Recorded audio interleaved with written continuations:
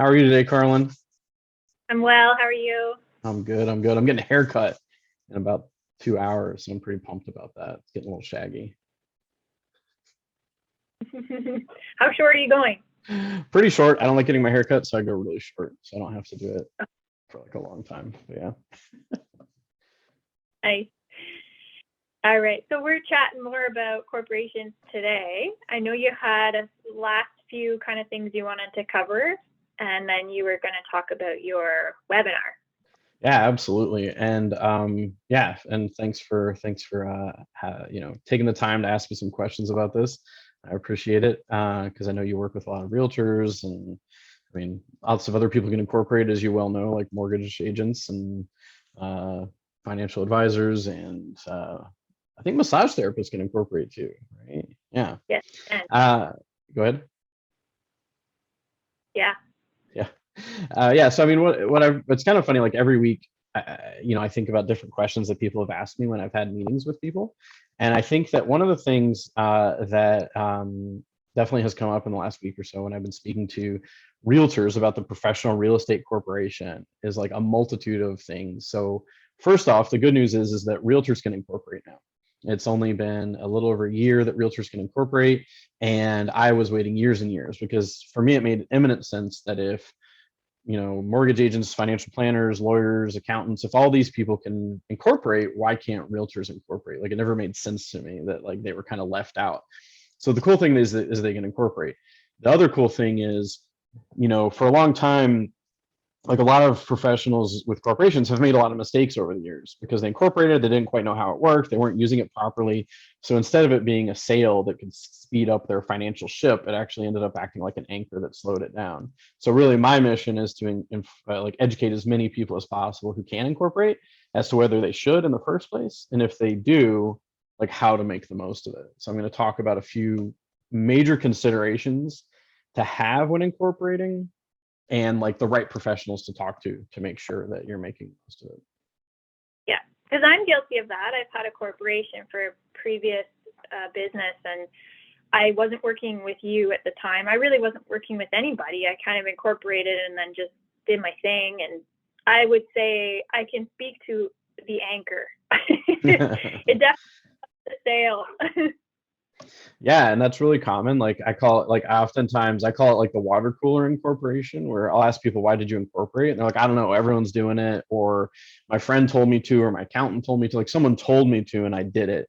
And I don't really know why I did it or whether I'm using it properly. I've met people with multiple corporations. I've met people with like two, three, and they're like, yeah, I made this one and then I was told to make another one, and but I don't really know what's happening. So really, the professionals you're talking to in your lives. So the three big ones to talk to about, actually, yeah, four big ones to talk to are the financial planner, the lawyer, the accountant, and the mortgage agent, such as yourself, because all these, when you incorporate, there's like these things change, like the level of complexity changes. So I was meeting with a couple of realtors last week, and I was talking about how, so I'll share my screen because I love drawing so much that I just gotta share my Love your screen. stick.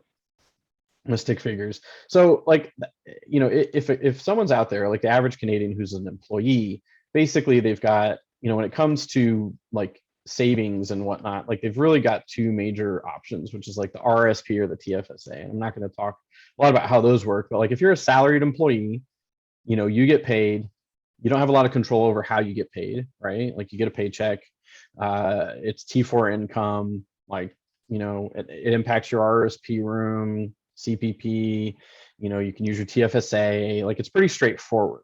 But once someone incorporates, like over here, and the corporation is like, I always draw it as a circle, you've got this extra layer of complexity. And even though you've only added one thing to it, it's like your money's going to no longer is it going to come directly to you as T4 income. It's going to flow through a corporation. So there's going to be tax here. If you invest inside of the corporation and that money grows, you're going to be taxed here. And then when the money comes out, you're going to be taxed again here. So then you have to decide things like, do I save money inside of my corporation? Do I put it inside of my RSP? Do I put it inside of my TFSA? Do I hold property inside of my corporation, or do I hold it personally? Like there's so many considerations. And really the most important thing, like as I was speaking with these realtors last week, is I think it's like, don't be afraid to like work with professionals that know what they're doing. So like, the main three when it comes to incorporation that I see are the lawyer, the financial planner, and the accountant. And each of us knows a little bit enough about what each other does to be able to advise, oh, I think you need to talk to an accountant, or this is more of an accountant question, that sort of thing. But like trying to figure it out on your own, which I see people doing, because like I get it. Like people have admitted to me, Galen, like I was afraid to talk to you because I didn't want to feel stupid. Like I don't know how these things work. And I'm like, well, you're good at what you do, which in the case of a realtor is like building connections, being trustworthy, selling houses, buying houses, knowing the markets, like that's what you're good at. And in all likelihood, you don't have a lot of extra time to understand the ins and outs of dividends and T4s and like all these different things. So like, the lawyer covers the legal side, the financial planner covers the saving side, and the accountant covers the tax side. And the financial planner, in my opinion, is the one that should be having like the biggest overall view, because the financial planner should be the one in your life that's looking decades into the future. Like if you're 30, your financial planner should be thinking about the next 60 years of your life. And if you have kids or planning on having kids, like the following 90 years of their lives. So like the financial planner, in my opinion, should have the longest time horizon viewpoint on what makes sense, but certainly be talking to like, not be afraid to engage these three professionals to make sure you're doing it in a way that's smart. And I think that's the piece that for me was left out, is I didn't talk to a financial planner when I incorporated at all. Yeah. So, yeah. And a lot of people wouldn't even know to do so. And like before we hit record, like this is really common. Like people incorporate, they don't know, how to make the most of it. And like I said, like we do overlap, right? Like accountants, but I mean, I have clients who are accountants. I have clients who are lawyers, and people might wonder, oh, why would an accountant use a financial planner? Or why would a lawyer use a financial planner? Because we know things that accountants and lawyers don't. The same reason I use a lawyer to make my wills, and I have an accountant do my taxes. Like I use these professionals and they use me. And like, I don't want to like overwhelm anyone, but these are some of the things I'm going to cover in the webinar coming up, is like, do I pay myself T4 or do I pay myself a dividend? Like that's a big one that people like want to know. Do I save money inside of my corp, or do I use an RSP or a TFSA? The big one for the professional real estate incorporation is where do I hold real estate? Do I hold it inside or outside? The other big one is like, how does this affect spouse or children? If I have a spouse and children, or am going to have a spouse and children, how does the corporation play into that? Because as I said, like once you incorporate, the level of complexity of your financial plan can increase quite substantially, because all of a sudden you've got this new thing that has all these different rules and all these different ways. And it's an amazing thing. I feel like far more real estate professionals should be incorporated than are currently, in my opinion. Like I meet some that I think are like definitely should be incorporating. And I'm going to talk about that in the talk too, about like, what are the top 3 things that tell you should be incorporated? And then answer a lot of these questions about like, what are the biggest considerations to make these decisions? Because it's all these either or questions, do I do this or do I do that now that I have a corporation? And the good news is I've worked with doctors, business owners for like almost 10 years, and I've seen a myriad of options and myriad of things happen. So I can help advise people on, what are the biggest indications that you should either do this or do that. Okay. So what are the top 3 reasons? If I'm a realtor, I'm out, I've been in the business, I don't know, a number of years, what are my red flags that I need to be aware of? And maybe I should be incorporating.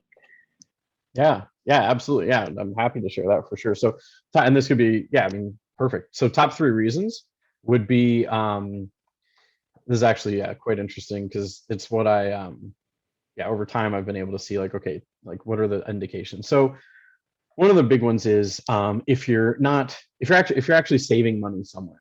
So like if you're not spending everything that you make, and I'll talk a little bit more about that. So not spending everything. I'm trying to write fast here, but it's getting kind of crazy. So like if you're a real estate agent and you're making, I don't know, $100,000 a year, but you only need 80 to live off of, every dollar. So let's say you live off of 80, but you're making more than that. You're making 100, just as an example. Every dollar you make that you don't need, that you're earning personally as a salary, you're paying personal taxes on. If that money were going into a corporation and you don't need it, you actually get to defer the personal side of the taxes for as long as you want. So, and I mean, 80 and 100 is, until I sit down with someone and know their exact numbers, I never know that, exactly. But like, certainly once I start meeting people who are making, let's say like 120, or like more, like let's say someone needs 80, but they're making, 120 plus. Well, every dollar they're making, they're sending a substantial amount to taxes. And if they don't actually need that money to live off of, there's no reason to, you might as well just hold it somewhere where you're not paying personal taxes on it yet. And I can show people the power of that. Like, I can show people the power of the deferred taxation of money you don't need personally. And the other thing I'll say, which is pretty fascinating, because I've gotten this question a few times when I've done this webinar, is should I pay off my mortgage or my debt first, or should I incorporate first?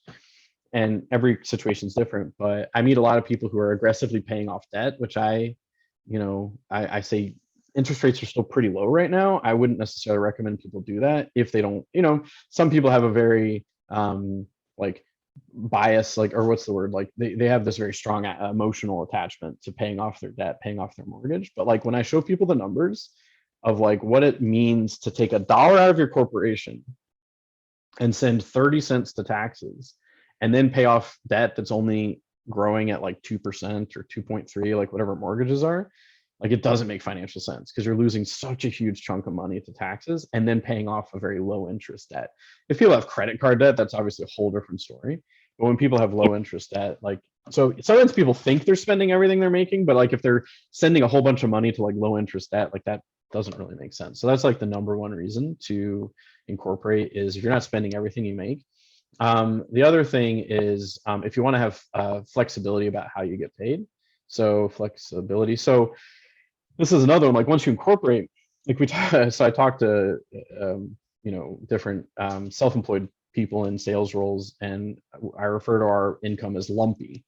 Like you can have a really good month where you make a lot of money, and you can have a couple months where you don't make next to anything, and then like this and this, it can look like that. If you have a corporation, you can actually just decide how much you want to pay yourself. Like, if you get a buffer going in the corporation, you can say, hey, I'm going to take out this much every month, and I'm going to have like a paycheck that's a regular pay coming out, rather than having like massive months of money where I have some bunch and then months where I don't have much at all. That's another big reason. And the last one, there is a legal aspect, which I'm not going to go a ton into in my talk, but like when you do create a corporation, you're creating a separate entity from yourself. So there is a legal implication of like, you're less liable for what's happening with your corporation, and like your personal stuff doesn't get tied up with the corporation. So that's another reason. Like some people will incorporate for that reason alone, even if the other two don't line up. But those are like the top three things. Like if you want to be separate from your business, it's a really great way to do it. Okay, awesome. I like to keep these videos fairly short. So do you want to talk about the webinar a little bit before we wrap up? Yeah, for sure. So the webinar, like I said, so it's going to be about a 45-minute webinar followed by Q&A. Come ask, I like to start with, kind of a foundational thing to make sure that we're all on the same page as to how corporations work and what they are.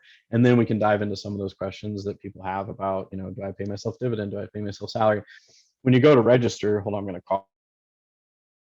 Excuse me. When you go to register, there's a very short questionnaire of like, are you already incorporated and you've got it all figured out, or you're wondering if you should incorporate, or you incorporate but have a bunch of questions. When you register, just answer that, and then I'm going to know exactly how to tailor the talk. But yeah, it's coming up on June 9th.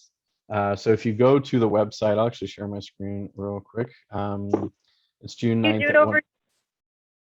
Sorry. You do it over Zoom? How do you do? Yeah, it's a Zoom. Yeah, it's a Zoom webinar. So if you go to galenhelpsdocs.com/links, and I'll put that link wherever I post this, but GALEN helpsdocs.com/links, and you click on this second button, it'll take you to a Zoom registration page where you punch it all in, and you'll get a calendar reminder. You'll get the link and all that stuff. But it's on Zoom. You can join. You don't even have to turn your camera on. You can be in your jammies, you can be sipping coffee, like whatever you want to do. There's no pressure there. So yeah, it's on Zoom, something that people are pretty familiar with, and about a 45-minute talk followed by Q&A. Okay, and that's June 9th? June 9th at 1 p.m. Yeah. Okay, awesome. That's great. I will, I'll promote that for you, send it out there, and hopefully we can help answer some questions for people. Awesome. I appreciate it. Yeah, no, thank you. All right. Take care. Talk soon. You too. Bye-bye.